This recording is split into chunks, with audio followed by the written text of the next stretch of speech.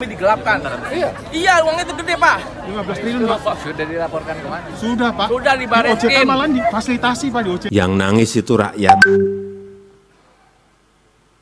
Rakyat itu hanya minta satu sebetulnya, duit saya balik. Waktu di Imlek juga sama. Pak Jokowi. Pak Jokowi. Pak Jokowi. Kami nggak tahu berapa. 15 triliun belum dibalikin. Ini yang membahas sama Wana Harta, Pak. Tolongin kami. Ini adalah nasabah asuransi. Ya, nasabah asuransi artinya asuransi ini kan diawasi oleh OJK resmi. Jadi kami ini bukan perusahaan menaruh uang di sebuah perusahaan yang investasi bodong. Ya, bukan dibedakan kami ini begitu ya, Pak. asuransi yang resmi dan diawasi oleh OJK. Halo Bapak Ibu, saudara-saudari sekalian, lovers and haters, salam cerdas Indonesiaku. Jumpa lagi kita pada kesempatan kali ini. Bagi Anda yang belum subscribe channel saya, silakan subscribe channel saya, tekan loncengnya agar Anda dapat notifikasi setiap kali saya mengupload video-video saya. Oke, seperti yang saya janjikan, ini adalah episode kedua mengenai kasus Wana Harta, ya. Dengan total kerugian itu 15,9 triliun, ownernya melarikan diri. Asik kan? Saya coba rekap ya dari yang episode pertama. Di situ kan Bapak ada sebutkan bahwa tim likuidasi itu dibentuk, ya orang tunjukannya owner-owner itulah. Ya. Di sini kalau saya lihat pemegang saham pengendali owner lah kita bilang ya. Ada 3 orang nih, Manfred Armin Petruska, ini orang keturunan Rusia nih ya. Kemudian istrinya Evelina Fadil Petruska dan anaknya Resananta Petruska ya. Ini 3-3-nya malah udah red notice ya. Sudah, Pak. Sudah red notice ya. Nah, di sini menariknya adalah tim likuidasi itu ternyata orang-orangnya bentukan ya dari pemegang saham pengendali ya. Iya, Nah, jadi ini yang menjadi anehnya adalah ini akan bisa memperlambat likuidasi. Dan kemudian kalaupun mau dilikuidasi, ini saya menarik nih. Ya, saya sih bukan korban Wana Harta ya. Tadi yang Bapak bilang yang jaminan yang dikendalikan atau dibawa kuasa OJK berapa miliar? 170. Ya. Sedangkan kerugian 15,9 triliun.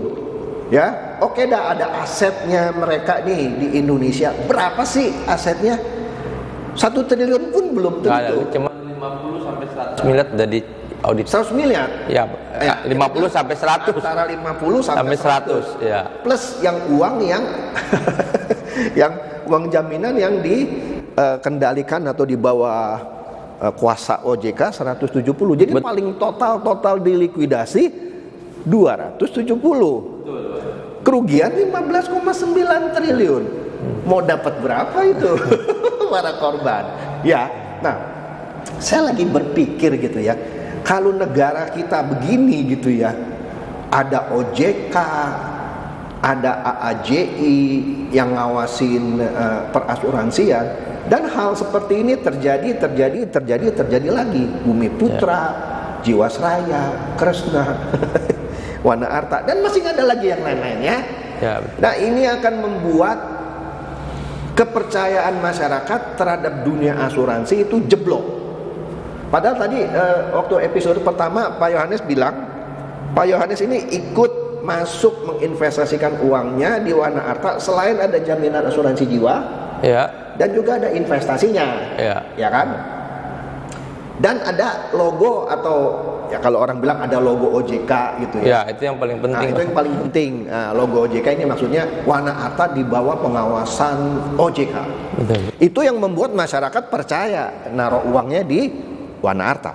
Tapi akhirnya jeblok. Hal yang sama juga sama di Bumi Putra, Jiwasraya yang semuanya diawasi oleh OJK, Kresna dan lain-lain. Ya. Nah, jadi apa nih Pak yang Bapak ada di benak Bapak gitu Pak? Ya, kalau dari kita kenapa waktu itu kita sampai saya ya terobos untuk mau bertemu Pak Jokowi gitu ya, presiden lah ya, karena kan dia bapaknya kita. Karena kita sudah mengetahui ini uangnya dibawa, dipindahkan, udah ada di kas, ya artinya kan uang 15,9 triliun ini siapa yang bisa menarik kembali atau bertanggung jawab? Ya artinya ini harus presiden, Pak, sebagai kepala negara yang punya kekuasaan tertinggi, yang bisa mungkin memerintahkan jajarannya untuk menarik. Kenapa? Kan kita tahu OJK nggak bisa. Kalau dia bisa, selama ini sudah dikerjakan. Ya, karena apa? Bahkan juga saya melihat OJK ini kan pada visi dan tujuan itu adalah melindungi. Nah, OJK punya visi itu melindungi konsumen dan masyarakat. Dan bahkan di misinya yang ketiga, misi OJK cuma 3. Yang ketiga pun dimasukin itu, melindungi, ya kan? Melindungi masyarakat, konsumen dan masyarakat. Bahkan OJK juga punya 3 tujuan. Dibentuknya juga apa? Yang ketiga, melindungi lagi. Artinya ini kan satu hal yang penting, karena udah disebut 3-nya, melindungi konsumen dan masyarakat. Nah, kalau kayak seperti ini, bukan kami yang dilindungi, tapi pelaku kejahatan keuangan yang dilindungi. Nah, itu gimana dengan kami? Nah, artinya dari situlah kami minta ke pemerintah, ke Pak Presiden, sampai saya juga memohon sampai nangis gitu. Maksudnya kadang malu juga. Maksudnya ketua tapi sampai ya saya menitikkan air mata sih, maksudnya minta tolong maksudnya dengan Pak Presiden, tolong loh jangan sampai. Nah, yang saya kaget juga, saya ketemu Pak Mahfud juga, dia nggak tahu bahwa Wanarta itu asuransi. Artinya selama ini OJK tidak melaporkan bahwa ada kasus 15,9 triliun itu besar loh. Hampir seperti kasus Jiwasraya. Nah, ini yang kita sayangkan, maksudnya kenapa OJK diem-diem? Apa karena sebenarnya kita nggak tahu, Pak. Kita sih sudah putus harapan lah, sudah sangat putus harapan. Kita hanya hari ini, makanya kenapa saya bilang kita ini ya sudah seperti ya sendal jepit, Pak. Yang bertarung melawan buronan 15,9 triliun. Tapi kami hanya bisa ngandalkan Tuhan aja, Pak. Bapak kenapa bilang sendal jepit melawan buronan? Maksudnya apa tuh? Sendal jepit karena kejepit atau apa? Gini, maksudnya Pak. Rakyat kecil gitu. Iya, kami ini sudah perlu diketahui, Pak. Nasabah Wanarta itu rata-rata 70% itu lansia. Maksudnya usianya 70 tahun itu ya. Kadang mereka telepon, kadang mau ngirim emailnya nggak bisa. Maksudnya ya rata-rata ada yang 90 tahun, 85 itu rata-rata segitu, Pak. Dan mereka menaruh uang hasil keringat mereka tuh di Wanarta semuanya. Bahkan ada cuma 100 juta ditaruh untuk hidup sehari-hari, tabungan dari warisan suaminya. Ya mereka nggak punya apa-apa. Saya pun nggak punya apa-apa. Ya ala kadar ya, kita bilang kita cuma modal sendal jepit, Pak. Saya itu gitu loh. Saya cuma mengingatkan gini, ya kita seperti menunggu aja orang yang membantu kita, menolong kita. Tapi saya tuh ingetin lagi, maksudnya sendal jepitnya selalu ada di musola, Pak. Selalu dekat sama Tuhan. Ya maksudnya itu yang menjadi saya, ya udahlah, kekuatan kita cuma Tuhan doang. Ya mungkin satu saat ada orang yang mau balik ke musola, mungkin Pak Presiden siapa yang mau melihat kita, menolong kita, Pak. Karena emang nggak ada lagi yang kita bisa tolong, Pak. Oke, Pak, nangkep saya, Pak. Ini kalau saya lihat sih, negara ini gagal dalam melindungi masyarakat. Padahal negara ini sudah membentuk badan-badan yang tadi seperti Pak Yohanes bilang untuk melindungi masyarakat. Saya ambil contoh, kasus robot trading, ya. Itu adalah wilayah wewenangnya Bapepti, tapi jelas di sini Bapepti gagal. PLT Bapepti akhirnya jadi tersangka, tapi sayangnya tersangka bukan kasus robot trading, kasus minyak goreng. Tetapi siapa gitu dari pejabat negara yang tugasnya ngawasi trading, ya Bapepti gitu. Siapa? Sampai sekarang nggak ada yang dinyatakan bersalah, padahal mereka ditunjuk untuk mengawasi kalau Bapepti ya, untuk hal-hal yang berhubungan dengan komoditi berjangka, antara lain ya robot trading. Tidak ada yang menjadi pesakitan gitu ya. Ya tentu saja PLT yang sekarang ya bukan tanggung jawab dia. Begitu juga OJK saya lihat. Sekarang ketuanya yang sekarang tentu bukan tanggung jawab dia. Betul. Karena kasus Wana Arta itu terjadi jauh sebelum dia sekarang jadi ketua OJK. Saya melihat seharusnya ini harus ada efek jerak buat pejabat negara yang ditugasi untuk mengawasi dan melindungi masyarakat. Betul. Apalagi OJK jelas tugasnya itu melindungi masyarakat. Nah kalau begini mana tanggung jawabnya OJK yang harusnya melindungi masyarakat? Dan kalau ini terus terjadi, mendingan anak saya aja yang jadi ketua OJK, nggak ada tanggung jawabnya. Kan asik gitu ya, jadi ketua OJK, gajinya besar, punya tim banyak, tapi nggak mampu melindungi masyarakat. Ya. Nah ini saya loh ya. Kemudian ada lagi AAJI, Asosiasi Asuransi Jiwa Indonesia, yang salah satu fungsinya adalah mengawasi perusahaan-perusahaan asuransi yang menjadi anggotanya. Lah mana? Kalau nggak bisa ngawasi dan terjadi lagi, bubarin aja tuh AAJI. Buat apa bikin asosiasi tapi nggak bisa ngawasin apa ya anggotanya yang brengsek itu. Nah yang satu lagi menarik nih, karena saya ngerti asuransi.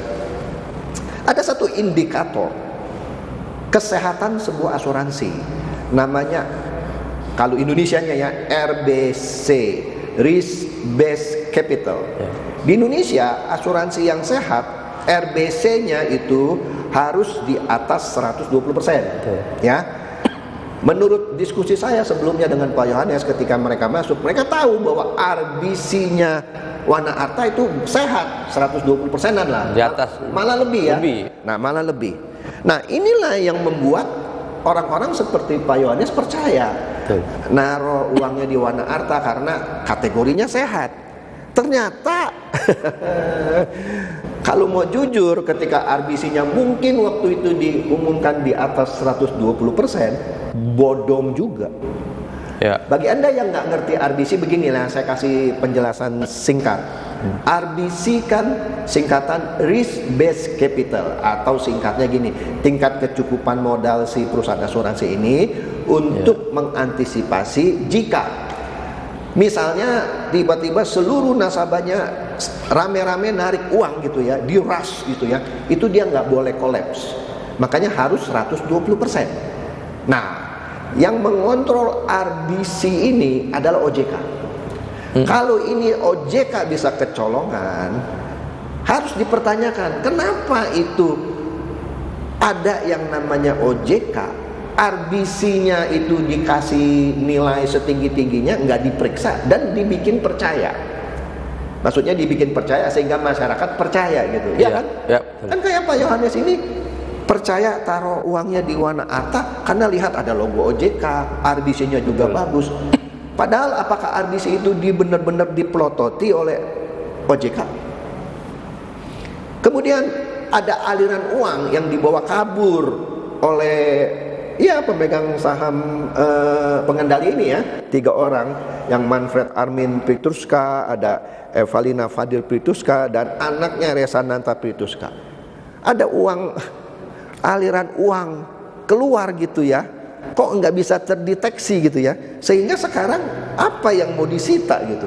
Wah ini enak banget gitu ya, saya mau gitu, mau bikin perusahaan asuransi. Nanti Bapak, kita bikin perusahaan asuransi aja Pak. Betul, ya kan? Betul. Nah, saya bikin perusahaan asuransi gampang kok, RBC saya bisa bikin 130%, ya kan?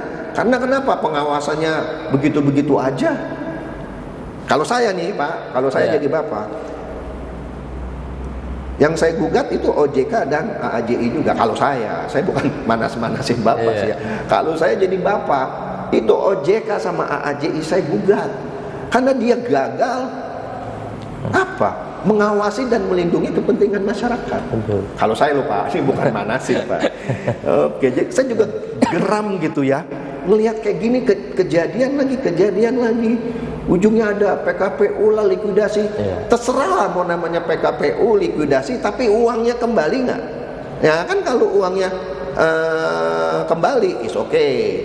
Kalau uangnya nggak kembali ya, mau PKPU kayak likuidasi, sama aja bohong. Oke Pak, ini tadi sorry nih, saya jadi yang geram saya. Bapak mau lanjutin apa nih Pak informasinya Pak? Ya kalau dari kita ya tetaplah kita mau berjuang ya. Walaupun kita ini sendal jepit, ya kita mau berjuang bahwa ini biarkan jadi momen ke depan itu tidak terulang lagi. Kenapa kami saya ini bukan orang hukum Pak, saya bunga, tapi saat ini ya Tuhan bukakanlah, maksudnya mulai baca, pelajarin, emang ternyata perusahaan asuransi sudah berulang-ulang dari Bakri Life, Bumi Asi, kemari lagi nih yang kali ini mungkin terbesar, hampir semuanya kena. Nah kami harapan gini, ya jangan kami ini masalah kami diselesaikan dengan membunuh kami Pak. Artinya selesai kami nggak dapat apa-apa. Ya sebenarnya ini kan menjadi tanggung jawab pemerintah, menjadi tanggung OJK. Artinya kalau emang ini harus diselesaikan ya selesaikan. Jangan sampai kami diselesaikan dengan cara yang seperti dibunuh hilang Pak. Ini kan salah juga kan udah terlihat Pak, dengan cabut izin OJK memberikan likuidasi kepada owner 2 tahun tambah 2 4 tahun, kita keburu pada mati Pak. Apalagi anggota kita udah lansia Pak, 75 80. Kalau udah pada mati gimana? Gimana nuntutnya lagi kan nggak bisa. Ya ini yang kita mau, proses ini jangan sengaja dibikin panjang. Nah harusnya kan dari kemarin pun kan kalau Wanarti kan sudah jelas, dia logonya OJK, bahkan 2019 pun mereka masih RBC masih kalau nggak salah di atas 1000 kalau nggak salah itu. Tinggi banget ya itu loh, maunya tinggi banget deh. Nah makanya kita juga bingung gitu loh, tiba-tiba uangnya nggak ada. Nah, kalau kayak melihat perusahaan lain mungkin dia kurang RBC-nya sedikit, mungkin masih ada sisa uang separoh. Kalau ini sama sekali kan nggak ada. Nah terus setiap bulan atau setiap tahun OJK mengaudit, kenapa bisa nggak tahu uangnya nggak ada gitu loh? Itu kan 15,9 triliun, bukan ini lagi 100 miliar. 15,9 triliun itu kan gede banget Pak. Itu loh. Nah ini kita berharap ya kita jangan diselesaikan tapi dibuang Pak. Tapi benar-benar diselesaikan, dikembalikanlah hak kami gitu loh. Oke. Sekarang ini ada undang-undang baru yang sudah disahkan, yaitu undang-undang PPSK, singkatannya saya lupa ya, pemberdayaan apa gitu ya, sektor keuangan gitu. Nah dulu yang dijamin itu adalah uang kita di bank maksimum 2 miliar selama bank itu menawarkan suku bunga yang sudah diatur. Kalau saya tidak salah, koperasi juga sudah mulai dengan undang-undang PPSK ada jaminannya dengan limit berapa saya lupa. Tapi saya nggak yakin apakah asuransi juga ada penjaminannya. Saya lupa, saya mesti lihat lagi. Tapi apapun itu, tapi itu kan yang baru. Kalau yang lama, yang sebelum undang-undang PPSK ini ada, ya itu nggak dijamin, udah hilang begitu aja, ya. Nah, ini sekali lagi, kalau saya benar-benar gemes gitu ya. Gemes gimana ya? Negara ini sudah buat badan-badan seperti Bapepti untuk urusan trading dan segala macam gitu ya. Kemudian buat badan seperti OJK ya, yang ngawasin keuangan gitu ya, yang dibawanya apa? Termasuk asuransi gitu ya dan lain-lain. AAJI juga, Asosiasi Asuransi Jiwa Indonesia, yang mengawasi, fail semuanya, kecolongan. Dan ini terjadi berkali-kali. Pertanyaannya, apa masih kita perlu OJK? Apa masih kita perlu AAJI? Ya kalau OJK AAJI ada tapi hal ini terjadi terus, mendingan dibubarin aja. Makanya tadi saya bilang Pak, kalau saya jadi bapak, saya gugat itu OJK sama AAJI. Mana tugas lu yang katanya ngawasin dan melindungi kepentingan masyarakat? Nggak ada. Nggak ada. Sekarang kalaupun likuidasinya berhasil, bapak dapat berapa? paling yang bisa disita taruhlah 300 miliar. Total kerugian 15,9 triliun. Kebanyakan yang orang lansia yang nggak ngerti apa-apa. Nggak ngerti apa-apa. Kasihan gitu. Benar-benar. Ya kan? Bahkan kemarin sempat sekarang beberapa nih karena saya mulai bersuara, ada kadang jadi semua dari Tomohon, dari NTT yang kita nggak tahu Pak, ternyata ada nasabah di sana. Gimana tim likuidasi ini menanganin? Betul. Nah, yang terakhir Pak, ternyata ada juga di luar negeri. Baru telepon saya nih dari Australia. Ya. Maka dari itu gini loh, saya sih menghimbau ya ini juga buat Pak Jokowi gitu ya. Karena ini kasus ini terjadi dan terjadi lagi, dan korbannya para nasabah asuransi. Masyarakat. Nah, masyarakat jadi kepercayaan terhadap dunia asuransi menurun. Kedua, harus ada usaha yang tegas untuk satu, ya pastinya supaya ini tidak terjadi lagi. Kedua, bagaimana yang sudah terjadi ini terkompensasi karena lembaga negara yang dibentuk itu gagal melakukan fungsinya. Kalau saya jadi Pak Jokowi, sayang saya bukan Pak Jokowi. Kalau saya jadi Pak Jokowi, mungkin saya instruksikan Ibu Sri Mulyani anggarkan sebagian uang dari APBN, ya, karena ini negara harus bertanggung jawab. Ya. Organisasinya, badannya gagal, ini negara harus tunjukkan. Instruksikan Ibu Sri Mulyani keluarkan uang dari pos mana lah, nggak mau tahu, ya, sebagai bentuk tanggung jawab negara, ya. Untuk ganti para korban ini. Ada yang lansia dan segala macam, yang bahkan yang robot trading ada yang sampai mati, bunuh diri, kasihan Pak gitu. Itu kalau dari saya. Ya, di kita juga banyak. Di kita juga banyak yang udah meninggal Pak. Makanya kita udah dapat ini kan. Makanya kita juga ini ada titipan juga dari kawan kita, dia sudah meninggal. Istrinya bingung gimana ya, tapi kita tetap bawa bahwa ini kita akan perjuangkan. Nah, penting nih kita bisa perjuangkan, tapi saya badannya segede apa Pak, power segede apa. Makanya saya butuh orang-orang yang punya bantu kita lah, yang punya power, punya kekuasaan. Kalau saya doang nggak bisa, saya paling cuma bisa teriak doang, teriak dan menangis, itu aja yang saya bisa lakukan. Oke. Apalagi nih Pak yang Bapak mau sampaikan nih kepada para ini penonton? Ya, kalau saya cuma mau sampaikan, ya lebih benar, harus lebih berhati-hati lah, ya, berhati-hati menaruh uang di Indonesia. Ya, ini akhirnya kan jadinya kan merugikan bangsa juga kan. Ya, yang kedua, kami minta perlindungan kami sebagai masyarakat Indonesia. Kami ini kan dilindungi secara konstitusi dan undang-undang pun melindungi kami. Nah, artinya negara yang harus punya prioritas melindungi kami.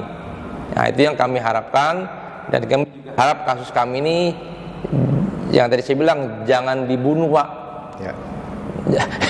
Diselesaikan bukan dengan cara dibunuh, tapi ya dikembalikanlah hak kami. Gitu loh.